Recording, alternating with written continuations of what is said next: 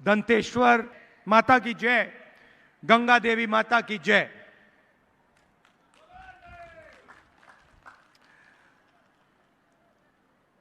आपके सामने चुनाव है और दो विचारधाराओं की लड़ाई है। एक तरफ कांग्रेस पार्टी,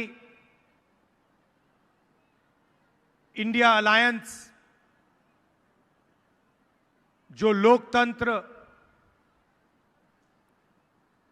और कॉन्स्टिट्यूशन, संविधान को बचाने के लिए लड़ रहे हैं, और दूसरी तरफ नरेंद्र मोदी जी, अदानी जी, आरएसएस, जो संविधान पर, लोकतंत्र पर आक्रमण कर रहे हैं, संविधान को खत्म करने की कोशिश कर रहे हैं। मोदी जी ने आदिवासी शब्द को बदलने की कोशिश की।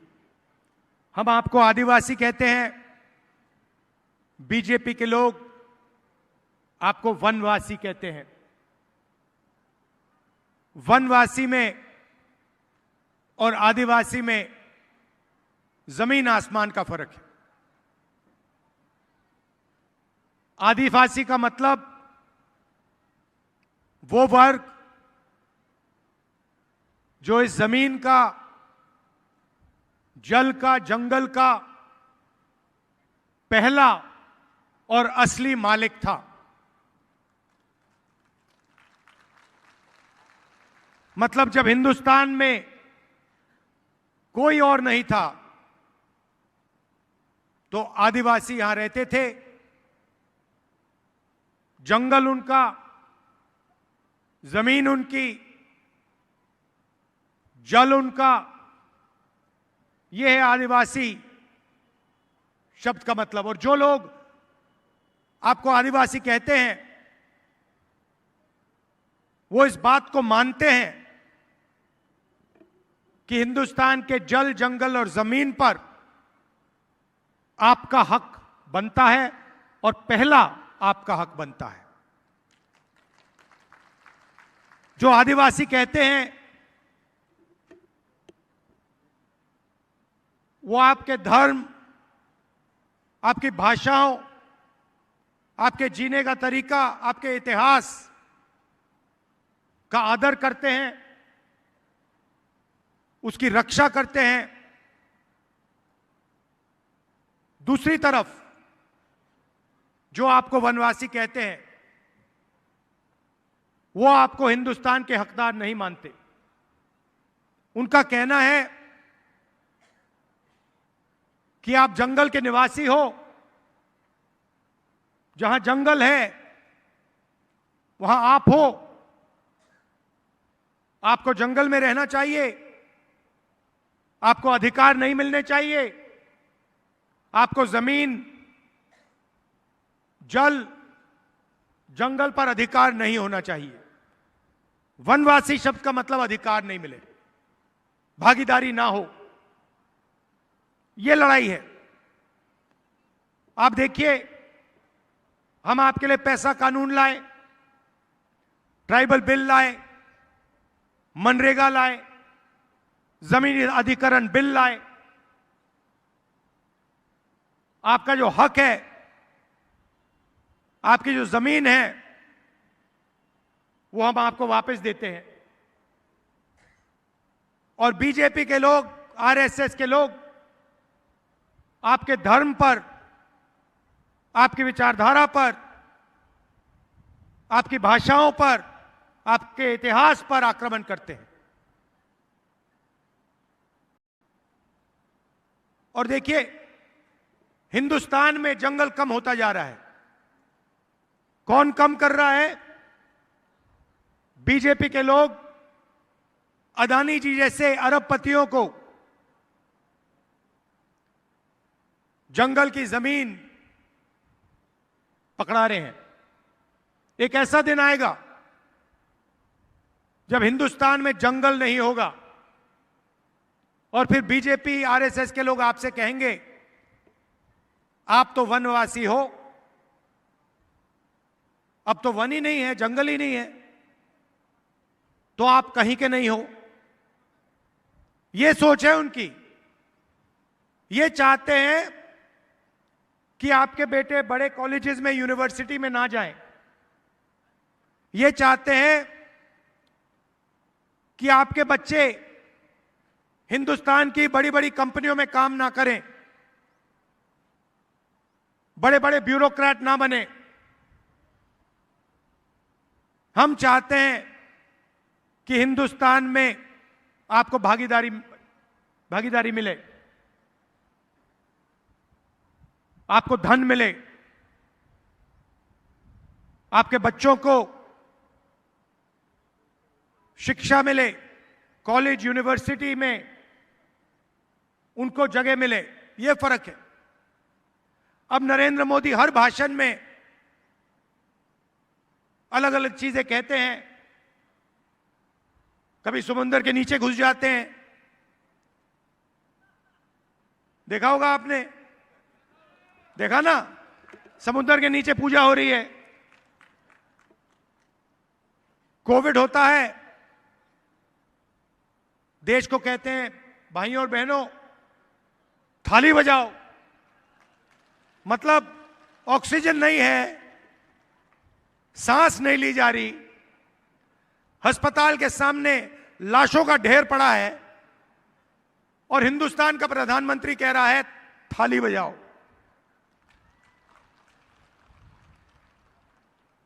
उसके बाद जब थाली से काम नहीं हुआ, कहते हैं अब मोबाइल फोन की लाइट चलाओ। अस्पतालों में बिजली नहीं थी और नरेंद्र मोदी कहते हैं मोबाइल फोन की लाइट जलाओ। और लाखों लोग कोविड के कारण मरे।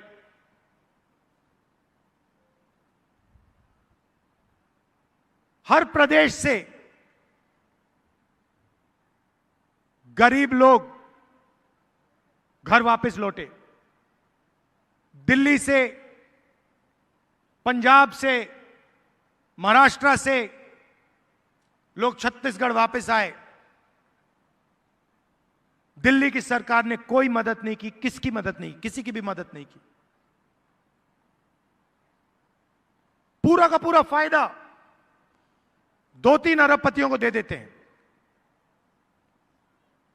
अदानी, अंबानी, ये 5-6 लोग हैं। आप हैरान हो जाओगे, हिंदुस्तान में 22 लोग हैं जिनके पास उतना ही धन है जितना 70 करोड़ हिंदुस्तानी लोगों के पास है। एक तरफ 22 लोग और दूसरी तरफ 70 करोड़ लोग, उनके पास भी उतना ही धन जितना इनके पास। और नरेंद्र मोदी 24 घंटा इन 22-25 लोगों की मदद करते रहते हैं। बेरोजगारी फैल रही है। किसी से भी पूछो, आप किसी भी प्रदेश में चले जाओ, सबसे बड़े मुद्दे कौन से हैं? सब लोग आपको कहेंगे बेरोजगारी, महंगाई, भागीदारी। बेरोजगारी, महंगाई, भागीदारी। कभी आपने मीडिया को बेरोजगारी की बात करते हुए देखा है? कभी बोलते हैं बेरोजगारी के बारे में? कभी महंगाई के बारे में बोलते हैं? भागीदारी के बारे में बोलते हैं? ये आपको मोदी जी दिखाते हैं, कभी हवाई जहाज में उड़ते हुए, कभी समुद्र के नीचे जाते हुए, कभी मंदिर में पूजा करते हुए। राम मंदिर का उद्घाटन हुआ, हिंदुस्तान की राष्ट्रपति आदिवासी हैं, उनको कहा गया कि आप राम मंदिर के इनॉग्रेशन में नहीं आ सकती, मना कर दिया उनको।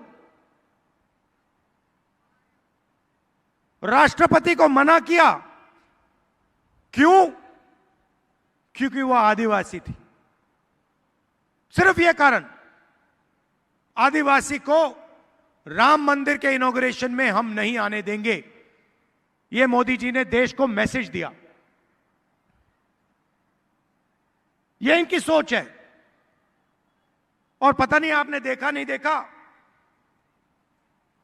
बीजेपी का नेता आदिवासी युवा पर पेशाब कर रहा है। देखें, सबने देखा ना? और पेशाब कर रहा है, और फिर उस वीडियो को बीजेपी के लोग पूरे हिंदुस्तान में फैला रहे हैं। देखो, आदिवासियों के साथ हम क्या कर सकते हैं, यह इनकी सोच है। और इनका लक्ष्य सिर्फ वही है कि आपका जल, जंगल, जमीन उठा के ले लें, आपको एक दूसरे से लड़ा दें, और अदानी जी को आपकी जंगल, जमीन, जल पकड़ा दें। अब सवाल उठता है कि नरेंद्र मोदी जी, बीजेपी अरबपतियों के लिए काम करती है, तो चुनाव जीतने के बाद कांग्रेस पार्टी क्या करने जा रही है? जो पूरा का पूरा धन इन्होंने चुने हुए लोगों को दे दिया, किसानों से छीन लिया, मजदूरों से छीन लिया, आदिवासियों से, दलितों से, पिछड़ों से छीन लिया, उसके बारे में कांग्रेस पार्टी क्या करने जा रही है, यह मैं आज आपको बताने आया हूं। हम 5 काम करने जा रहे हैं। सबसे पहला काम, बेरोजगारी। इस पर हम जबरदस्त एक्शन लेने जा रहे हैं। 30 लाख सरकारी वैकेंसीज हैं, नरेंद्र मोदी जी इनको भरते नहीं हैं। इन 30 लाख वैकेंसीज को हमारी सरकार बनते ही हम आपके हवाले कर देंगे। दूसरी बात, जो अमीर घर के बच्चे होते हैं, वो काम करने से पहले 1 साल की अप्रेंटिसशिप करते हैं। अप्रेंटिसशिप मतलब 1 साल की उनकी ट्रेनिंग होती है। ट्रेनिंग के लिए उनको पैसा मिलता है। प्राइवेट कंपनी में, सरकारी ऑफिसेज में उनको यह ट्रेनिंग मिलती है। इसको अप्रेंटिसशिप कहा जाता है। अब आपको याद होगा, हम आपके लिए मनरेगा लाए थे, रोजगार का अधिकार, जिसके माध्यम से करोड़ों लोगों को फायदा हुआ। अब हम अप्रेंटिसशिप का अधिकार लाने जा रहे हैं। तो हिंदुस्तान में जो भी शिक्षित युवा हैं, चाहे उनके पास डिग्री हो, डिप्लोमा हो, कॉलेज यूनिवर्सिटी की डिग्री हो, उन सबको हम अप्रेंटिसशिप का अधिकार देने जा रहे हैं। तो होगा क्या? हिंदुस्तान के सब बेरोजगार युवाओं को सरकार यह अधिकार देगी। 1 साल के लिए प्राइवेट कंपनी में, सरकारी पीएसयूज में, पब्लिक सेक्टर यूनिट्स में, सरकारी ऑफिसेज में हिंदुस्तान के बेरोजगार युवाओं को 1 साल की नौकरी मिलेगी। उसमें उनकी ट्रेनिंग होगी और 1 साल के लिए उनको सीधा बैंक अकाउंट में 1 लाख रुपया दिया जाएगा। उसके बाद अगर उन्होंने अच्छा काम किया तो उन्हीं संस्थाओं में उन्हें पक्की नौकरी मिलेगी। तो एक प्रकार से युवाओं के लिए यह जॉब मार्केट के अंदर जाने का एक तरीका है। जॉब मार्केट के दरवाजे हम आपके लिए खोल रहे हैं। दूसरी बात, आपको मालूम है कि गरीब लोगों को परमानेंट नौकरी नहीं मिलती। अमीर लोगों को सैलरी मिलती है, पेंशन मिलता है, मेडिकल मिलता है, सब कुछ मिलता है। मगर गरीब लोग जब काम करते हैं या वो मनरेगा में काम करते हैं या फिर ठेकेदारी प्रथा में काम करते हैं, कॉन्ट्रैक्ट पर काम करते हैं, कॉन्ट्रैक्ट लेबर का काम होता है, कभी भी उनको नौकरी से निकाल दिया जा सकता है, एक दिन में उनको निकाला जा सकता है। तो कांग्रेस पार्टी ने निर्णय लिया है कि सरकारी ऑफिसेज में, सरकारी कंपनियों में, पब्लिक सेक्टर में हम ठेकेदारी प्रथा को बंद कर रहे हैं, खत्म कर रहे हैं, रद्द कर रहे हैं। और जब आपको नौकरी मिलेगी, चाहे वो पब्लिक सेक्टर हो, सरकारी ऑफिस हो, आपको परमानेंट नौकरी मिलेगी। आपको ठेकेदारों से नौकरी नहीं मिलने वाली है। नरेंद्र मोदी जी ने 16 लाख करोड़ रुपया उन्हीं 22-25 लोगों का कर्जा माफ किया है। अब आप कहोगे भाई 16 लाख करोड़ रुपया कितना होता है, इतना बड़ा नंबर है। मैं आपको बताता हूं, 24 साल का मनरेगा का पैसा, 24 साल मनरेगा का पैसा नरेंद्र मोदी जी ने 22-25 लोगों का कर्जा माफ किया है। 24 साल का मनरेगा का पैसा उन्होंने उनको पकड़ा दिया है, 22 लोगों को। किसानों का कर्जा कभी माफ नहीं करते। छत्तीसगढ़ में आपको याद होगा, हमने किसानों का कर्जा माफ किया, किसानों को सही दाम दिलवाया, धान के लिए सही दाम दिलवाया। अब हम वो देश में करने जा रहे हैं। जैसे ही हमारी सरकार आएगी, हमारे सबसे पहला काम किसानों का कर्जा माफ होगा और जो लीगल कानूनी एमएसपी हम हिंदुस्तान के किसान को देने जा रहे हैं, उनको सही दाम मिलेगा और लीगल गारंटी, कानूनी गारंटी के साथ उन्हें सही दाम दिया जाएगा। यहां काफी महिलाएं आई हैं।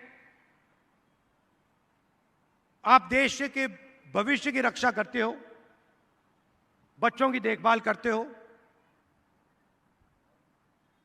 हम आपकी जिंदगी बदलना चाहते हैं, हम आपकी मदद करना चाहते हैं। अब नरेंद्र मोदी ने अरबपतियों को पैसा दिया, तो मैंने सोचा अगर नरेंद्र मोदी अरबपतियों को पैसा दे सकता है तो कांग्रेस पार्टी गरीबों को पैसा दे सकती है। जितने पैसे उन्होंने उनको दिए, उतने पैसे हम आपको दे सकते हैं।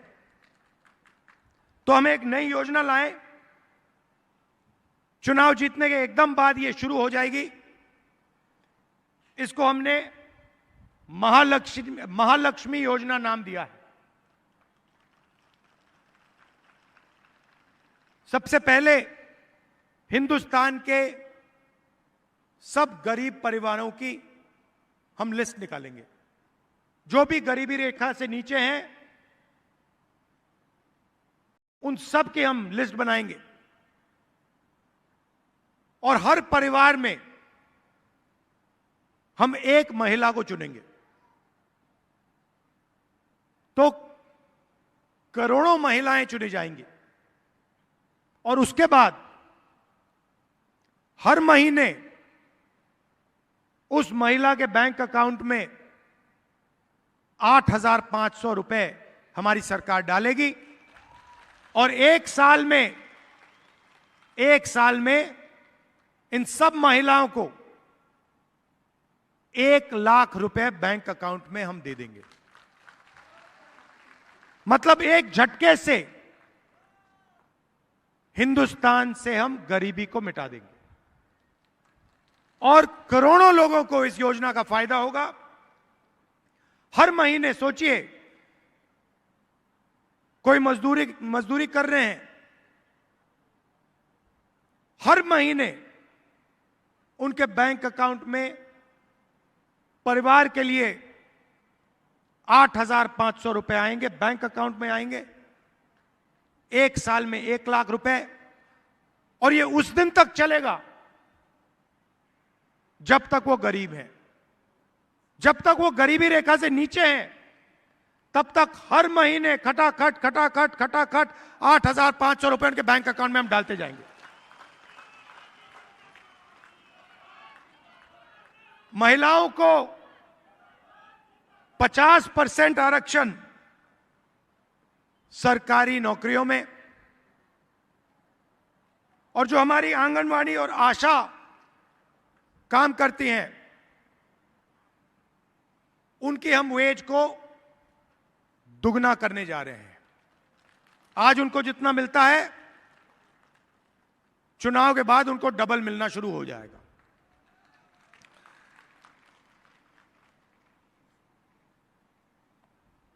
भाइयों और बहनों, आदिवासियों की आबादी 8% है हिंदुस्तान में, दलितों की 15% है,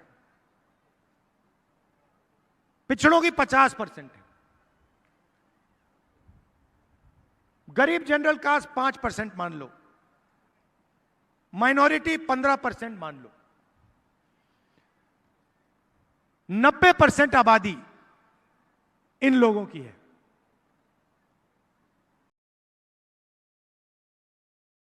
मगर अगर आप सरकार को देखें, बड़ी बड़ी कंपनियों को देखें, मीडिया को देखें, इनकी कहीं भी भागीदारी नहीं है। मैं आपको छोटा सा उदाहरण देता हूं, सारे के सारे आंकड़े मैंने निकाले हैं। आप मीडिया देखते हो, ये एंकर्स हैं, पत्रकार हैं, इनके मालिक हैं। कभी आपने टीवी पे आदिवासी एंकर देखा है? कभी देखा आपने? इनकी लिस्ट मैंने निकाली, इनके मालिकों की लिस्ट निकाली। हिंदुस्तान की सबसे बड़ी मीडिया की कंपनी, मालिकों की लिस्ट में आपको एक पिछड़ा नहीं मिलेगा, एक दलित नहीं मिलेगा, एक आदिवासी नहीं मिलेगा, एक गरीब जनरल कास्ट का नहीं मिलेगा, एक माइनॉरिटी नहीं मिलेगा। वही 3-4% लोग मीडिया को चलाते हैं, वही लोग बड़ी बड़ी कंपनियों को चलाते हैं, वही लोग प्राइवेट अस्पताल चलाते हैं, वही लोग प्राइवेट कॉलेज और यूनिवर्सिटी चलाते हैं, वही लोग फर्टिलाइजर की कंपनी चलाते हैं। दूसरा उदाहरण, हिंदुस्तान की सरकार को 90 अफसर चलाते हैं। हमारा बजट बनता है, जब बांटा जाता है, ये 90 लोग निर्णय लेते हैं। डिफेंस में कितना जाएगा, आदिवासियों को कितना मिलेगा, पिछड़ों को कितना मिलेगा, दलितों को कितना मिलेगा, सड़कों में कितना जाएगा, स्वास्थ्य में, शिक्षा में कितना जाएगा। 90 लोग निर्णय लेते हैं। तो मैंने पता लगाया, 90 में से आदिवासी कितने, दलित कितने, पिछड़े वर्ग के कितने, आप हैरान हो जाओगे। नरेंद्र मोदी जी कहते हैं हम आदिवासियों को भागीदारी देते हैं, पिछड़ों की सरकार चलाते हैं। 90 में से एक अफसर, सिर्फ एक अफसर आदिवासी वर्ग का। अगर हिंदुस्तान के बजट में 100 रुपए खर्च होते हैं तो आदिवासी अफसर 10 पैसे का निर्णय लेता है। आपकी आबादी 8%, भागीदारी 100 रुपए में से 10 पैसे, दलित 15%, 100 रुपए में से उनके अफसर 1 रुपया का निर्णय लेते हैं। आबादी 15%, 100 रुपए में से 1 रुपया उनका। पिछड़े वर्ग 50% है हिंदुस्तान में, कम से कम, शायद ज्यादा भी हो सकते हैं। उनकी भागीदारी 100 रुपए में से 5 रुपए। तो अगर आप हिंदुस्तान की 90% की आबादी को जोड़ दो, उनके पास 100 रुपए में से 6 रुपए 10 पैसे की भागीदारी है। 90% लोगों के पास 100 रुपए में से 6 रुपए 10 पैसे का निर्णय लेने का अधिकार है। यह है हालत हिंदुस्तान की।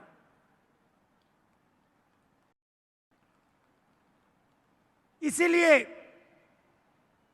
पूरा का पूरा धन 2-3% लोगों के हाथ में जा रहा है। अब आप कहोगे ठीक है, प्रॉब्लम तो आपने बता दी, सॉल्यूशन क्या है? सॉल्यूशन जाति जनगणना। जाति जनगणना मतलब जाति जनगणना के बाद सबको पता लग जाएगा कि हमारी आबादी कितनी है और हमारे लोगों को इस देश की संस्थाओं में,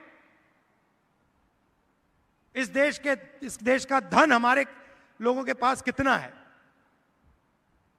उसके बाद सच्चा विकास हो पाएगा। आज आप जीएसटी देते हो, आदिवासी देते हैं, किसान देते हैं, मजदूर देते हैं, और जब आपका पैसा बांटा जाता है आपके लोग उसमें है ही नहीं। मीडिया में आपका एक आदमी नहीं, हिंदुस्तान की सबसे बड़ी 200 कंपनियों में आपका एक आदमी नहीं, मालिकों की लिस्ट में नहीं, मैनेजमेंट में नहीं, कहीं नहीं। तो हिंदुस्तान के 90% लोग कहीं है ही नहीं। वो कॉन्ट्रैक्ट लेबर से काम कर रहे हैं, मनरेगा का काम कर रहे हैं, और 2-3% लोग मौज कर रहे हैं। तो इसको बदलने का पहला कदम जाति जनगणना है। और ये भी जैसे ही हम चुनाव जीतेंगे, हमारी सरकार आएगी, हम जाति जनगणना आपके लिए कर देंगे। दूध का दूध, पानी का पानी हो जाएगा। यहां हमारे कैंडिडेट हैं लखमा जी, इनको भारी बहुमत से जिताइए, इनको लोकसभा भेजिए, और बाकी जो हमारे कैंडिडेट्स हैं उनकी भी मदद कीजिए, उन सबको भारी बहुमत से जिताइए। आप सबका दिल से बहुत बहुत धन्यवाद। नमस्कार, जय हिंद।